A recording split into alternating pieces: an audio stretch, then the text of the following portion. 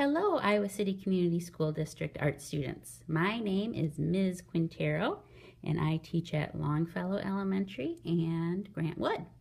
And today I'm going to be showing you how to make an origami relief sculpture that's also a radial design. And the reason it's a radial design is that it is symmetrical from all points of the center point. So if you divided it down this way, it would be the same on both sides.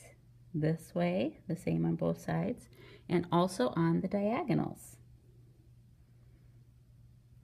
So today I'm going to be showing you how to prepare your background sheet of paper and how to do two simple folds. The first one being the triangle fold, that's like these on the edges. And the next one is the kite fold, and that's this piece in here, and it looks kind of like a kite. But before I do that, I'd like to show you a few other examples of radial designs, origami relief sculpture, that other students have done to get you kind of thinking about what you might do with your design. And what makes these look really cool is when they're displayed all together. So here's a few examples. There's one using the kite fold primarily.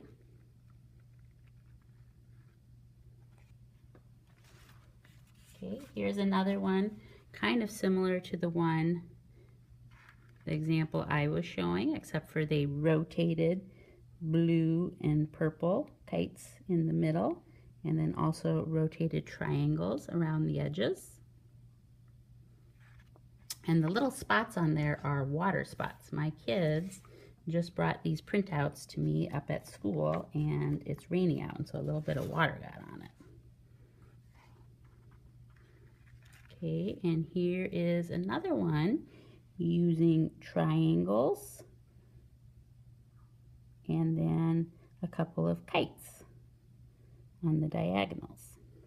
So as you can see, the possibilities are endless, and I'm excited to see what you come up with.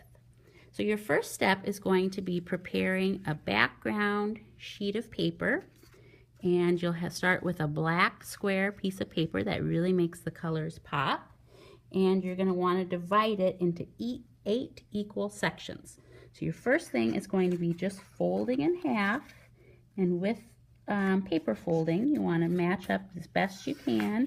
Get nice creases, and we'll pause the video after this to make sure everyone has this part done. Open it up, fold again. So now I have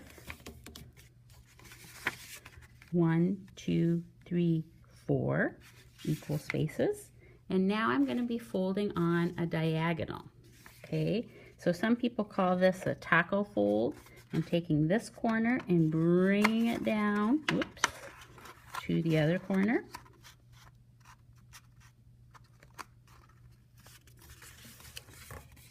And I'm going to do a nice crease and try to get a nice point. And then I'm going to do it the opposite way. Okay. And when I'm done with this, I should have, see if we can count it.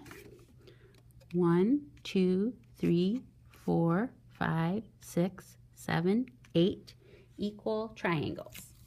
Okay, and then you're going to use a white crayon, and on the back put your name. I'm just going to do Ms. Q. And if you have a class code or anything like that, let's pretend like this is 6th grade DePringer. And I'm going to put a little piece of tape to hold it down while we're kind of doing the demonstration. Okay. So we'll make sure everyone has that done before we start our first fold, which is going to be the triangle fold. And you should have lots of different squares to choose from, lots of different colors, so be thinking about what colors you want to use for your finished design. And I'm going to start with yellow. And I'm going to do the triangle. And you know what? I'm going to just take this paper down a tiny bit more so it's not wiggling around while we do the video.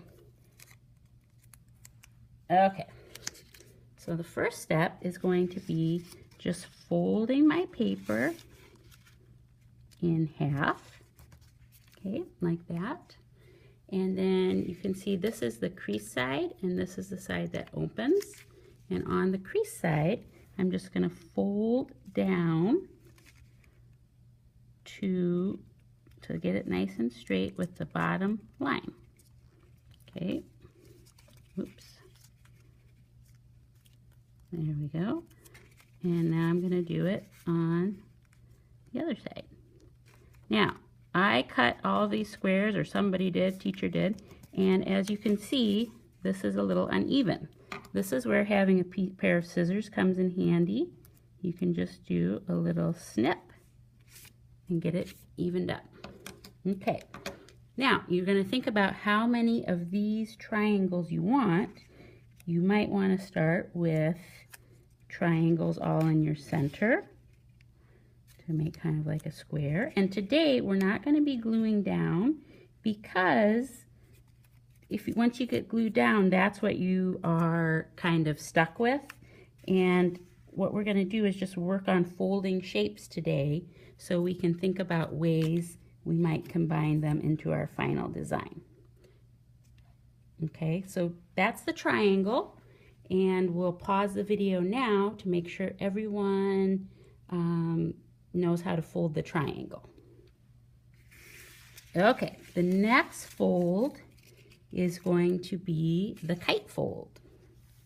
And for this fold, the other time we did kind of like a hot dog fold. This time we're going to fold on the diagonal, and it's going to be the taco fold to start. Okay, so we're going to do a taco fold on the diagonal. You can open it up and see that. And then we're going to fold these points into the middle so it looks like a little kite.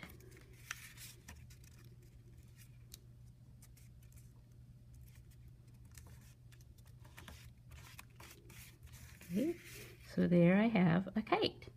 And if you wanted to start your kite fold in the beginning, to look something like this, you would need 1, 2, 3, 4, 5, 6, 7, 8 kites to go in the middle like that. So we'll pause the video again and make sure everyone knows how to do the kite fold. And now I'm going to talk to you about cleanup and how to put away your materials for the end of art class today. Each student should get an envelope, and on the envelope you're going to write your name with pencil. So we could erase if we did want to reuse these. And then whatever you got folded. So here is a number of triangles that I was folding for my project.